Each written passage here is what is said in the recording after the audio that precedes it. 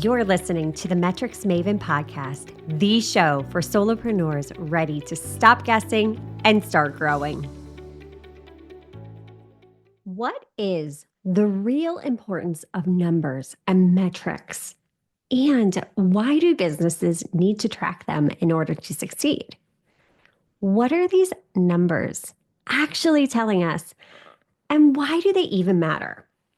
This is by far one of the most frequently asked questions that I get from amazing business owners just like you. And this question was recently submitted by Dr. Emily Jacobs. She's the founder of the Empowered Moms community, and she's hosting her third annual Empowered Moms live event in Michigan on October 5th. You definitely want to check this event out. You can find all the details at empoweredmoms.co. Emily, thank you so much for asking the question that so many business owners are thinking, but may be afraid to say. In today's episode, we are diving into my favorite topic under the sun, numbers and metrics. But we're not talking about the really overwhelming kind that make your eyes glaze over or make you want to hide underneath your desk. No, we're talking about the kind of numbers and metrics that give you clarity, the kind that will help you make strategic decisions for your business and grow it in a way that's sustainable. Because I know that you did not start your business because you love spreadsheets.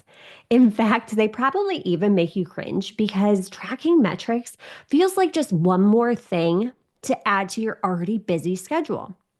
You're here because you love the work that you do. But ignoring your metrics is like trying to drive across the country without a GPS and hoping that you somehow end up at the right destination within a reasonable amount of time. And your metrics aren't just a nice to have thing. They're actually the difference between guessing your way through business and growing your business. And while guessing a lot of times feels productive, it leads to burnout, frustration, and that roller coaster of inconsistent income that so many business owners are stuck on. So, in this episode, let's break down exactly what your metrics are trying to tell you and why they matter even more than you may even realize right now. So let's dive in and start with the $1,000,000 question. Why do metrics actually matter? Right now, the vast majority of business owners are making decisions based off of how things feel. This launch felt quiet. I don't think anyone's watching my content. I feel like people aren't buying because my price is too high.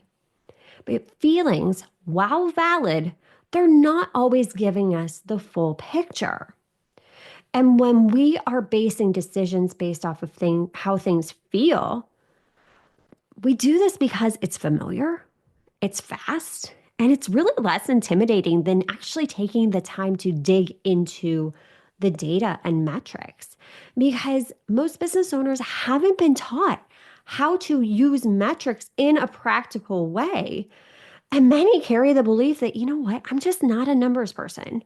So, with so much already on their plate, it just feels like one more thing you have to figure out. So, they go strictly with their gut, even if they're getting inconsistent results and they feel like they're second guessing themselves constantly. And this isn't because of laziness. No, this is actually a deep rooted underlying fear. Because subconsciously, what we worry is that, okay, if I look at these metrics, and they're not where I want them to be, this confirms that something isn't working. And that can feel really, really personal. And we just talked about this a few episodes ago in just the skill of detachment. So make sure you go back and listen to that episode. I'll link it in the show notes. So instead of using our metrics and data to make these strategic decisions, we're defaulting to what feels good in the moment. But at the end of the day, your data is not here to judge you. It is simply information. And when you know exactly what to track and what it means, it becomes your most powerful asset to grow your business with clarity and ease. Because what's happening is your metrics will actually show you what's happening inside your business. We're living in a world where there's so many different cookie cutter strategies out there. And it's so easy to get sucked into them because you think your last launch flopped because the offer wasn't strong enough. So you invest in a course all about launching. But maybe it was actually your email rate. Or maybe your sales page views were really high, but no one clicked the checkout button. Metrics take the guesswork out of business and show you the objective facts about what's working and what's not for you. They strip away all the noise, all the drama that's swirling around in your head and help you respond strategically, not based off of pure emotion. And what this does is it helps you make really, really confident business decisions. So if you're noticing these things, if you're approaching your metrics with curiosity and you notice, okay, you know what? My conversion rate's really, really low. It's just information. It's a signal saying, hey, the breakdown is here. If you're having leads come into your world, your list is growing, everything's growing, but you're not actually making sales. That gives us valuable information because now we can identify exactly where the breakdown is and stop chasing every new tactic that we see advertised in the online space. And this helps us stop overthinking because now we start to see patterns. And when we can identify patterns, we begin to see growth. Knowing your numbers gives you that concrete foundation to stand on, especially when you hit a slower month and start second guessing everything. So instead of spiraling, now you have the ability to step back, get curious, look at what your metrics are telling you so that you can make a plan that works for you. Again, this is the custom plan versus the cookie cutter strategy. Because what's happening is we're constantly chasing more, right? But metrics actually help us see the progress we might otherwise be missing because sometimes it really feels like nothing's happening in your business. And then you look at your metrics and you realize, oh my gosh, my email list grew 12% last month. Or maybe your lead to client conversion rate improved, or maybe your retention rate is rising. So, what it does is metrics help you see those tangible wins and help you celebrate to stay on track even before the revenue shows up, because the revenue is the result, not the full story. But you cannot grow what you don't measure. And tracking and understanding your metrics is one of the most powerful ways to really simplify your strategy. Focus on what's actually moving your business forward and ditch the data drama for good. Now, you're probably thinking, well, this seems great, but when I pull up my metrics, I don't know what the heck any of it means. So let's start back at the top of any sales funnel with visibility. So we can start by looking at something as simple as content and traffic metrics. We want to see if anyone's actually seeing and engaging the content that we're putting out there. And that's what your content metrics help you figure out. This can be things like website visits, sales page visits, podcast downloads. These numbers show us how people are interacting with your overall online presence because you need to have traffic. You need to have people to sell to. So if your content isn't being seen at all, what this tells us is your visibility strategy might need a simple little adjustment.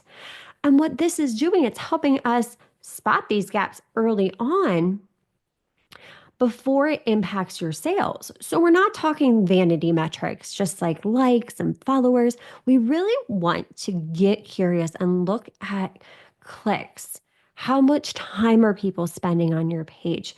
What are people sharing out? What are people saying? What's the total reach? Because those numbers will tell you if people are actually taking action. Because if you find that something's not converting, this is just feedback. It's just information. And in fact, these numbers help you address these things early on before they impact your sales. And that matters. So once we take the time to look at, okay, here's my traffic metrics, here's how I'm getting visible, let's move down to lead generation. This shows us whether people are actually finding you. So this is a step deeper than visibility because we want to be positioning ourselves in front of the right people. So if your lead flow is slow or really inconsistent, your sales will be as well. And no, this does not mean that you need to post more. It just means that you need to dig a little bit deeper into that visibility strategy and see, where are my people at? Are they truly on this platform? Are there other things that I could do to position myself in front of them? So, lead generation tells us how many new people are actually entering your world each week or each month. So this could look like new email subscribers, so your total list growth. This could look like discovery calls that you're getting on. This could look like leads from paid ads, collaborations, or even DMs with people asking about your service. At the end of the day, you could have the most valuable offer on the planet, but if no one knows it even exists, it's not going to sell. And when this number dips, this is when we get stuck in that frantic, oh my gosh, my business, I need to burn it all down. Where are the clients? I have no clients. I have no sales. This puts us into that spiral. But when we realize that, oh, I just have a low lead flow, what we're doing is we're actually seeing, okay, where are these people coming in? We can start to track our lead generation source. Did that podcast interview bring in 12 new leads? Are referrals off the charts while Instagram isn't bringing me in anything? What this does is it tells us where to focus and what to let go.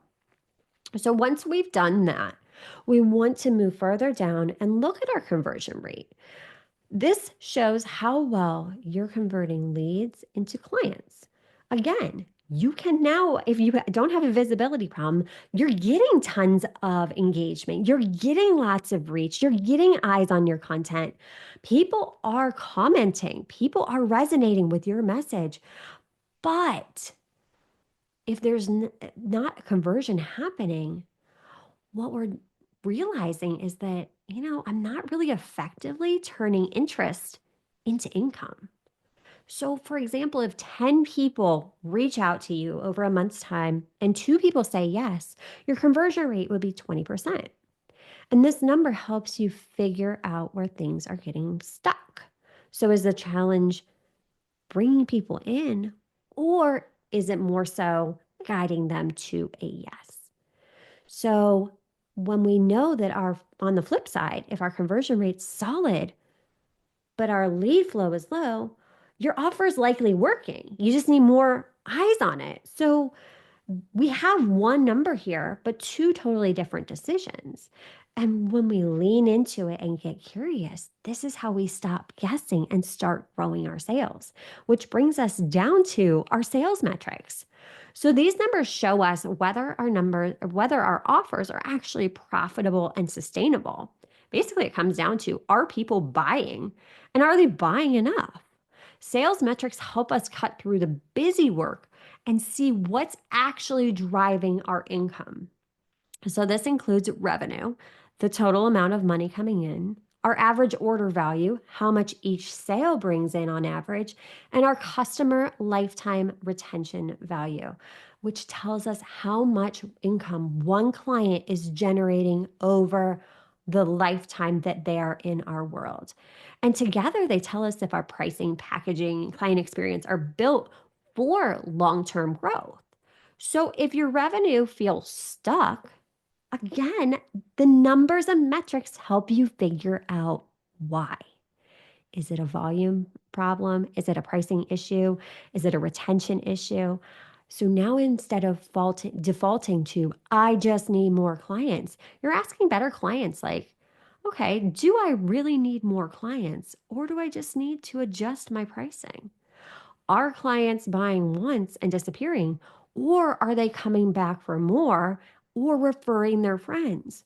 So when we look at these metrics, we understand where your income is really coming from and whether your pricing and client experience are supporting your growth or slowing it down. And finally, we move down to client retention. So we just touched upon this briefly, but if clients are renewing, if they're staying in your world, you're doing upsells, downsells, they're referring others, that's a really strong sign that you're delivering an experience worth coming back for. But if no one is sticking around, they buy one time and then they don't ever buy anything from you again, it's time to take a closer look at your client journey. So, what this metric is really telling us is, are your current clients happy and satisfied enough to stay, refer others, and buy again? Because what we forget so often in the pursuit of more is that it is so much easier and cost effective to retain and serve an existing client than to find a new one. So if you notice your retention rate is low, it doesn't mean that you're doing anything wrong. It just means there's room to improve. So maybe the onboarding process could be smoother. Maybe your expectations need to be more clear up front. And on the flip side, if you're seeing that you have high retention, it's a sign that what you're doing is working and it's totally scalable. And it shows you that you're building a business based off of long term relationships. And I will tell you, if you want sustainable growth in your business, strong retention is key. It all comes down to this: your metrics give you so much power in your business, the kind of power that's so grounded and confident. It's the power that lets you run your business like a CEO, not a stressed out solopreneur working 24/7, crossing her fingers every single month, going, oh my gosh, I hope I can pay my bills this month. No, your metrics tell you why your business is growing or why it's stuck.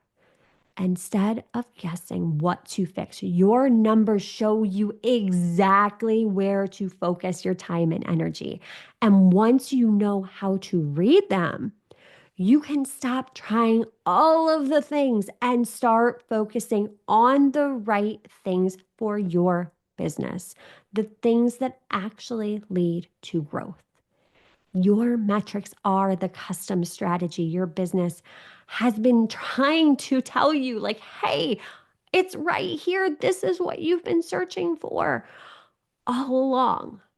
And when you know and track the metrics consistently, you stop wondering, is this even working anymore? You know what's working, you know what needs adjusted, and you can make clear, confident decisions without even adding anything else to your plate. Your business is always giving you clues, but if you're not looking for them actively, you're going to miss them. It's not about tracking every metric under the sun. It's not about having more data. It's about having enough of the right data to guide your next decision. Simple is sustainable, and clarity feels so much better than confusion. If you want the opportunity to have your business featured on the Metrics Maven podcast, just like Emily did, and ask your question, click the link in the show notes. And also, if you are ready to finally dig deep and understand exactly what all of these metrics are trying to tell you so that you can generate the sustainable business growth, income, and impact that you've been craving. This is exactly what we do inside of my signature program, Metrics Mastery. You can get started for free at amytrog.com. And until next time, stop guessing and start growing.